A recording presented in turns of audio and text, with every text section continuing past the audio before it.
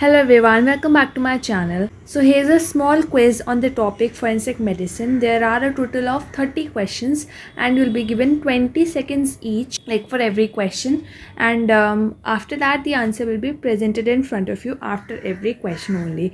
And if you want more time, then you can of course pause the video and then resume whenever you feel like you've got the answer. Also, do let me know your score in the comment section at the end of the video.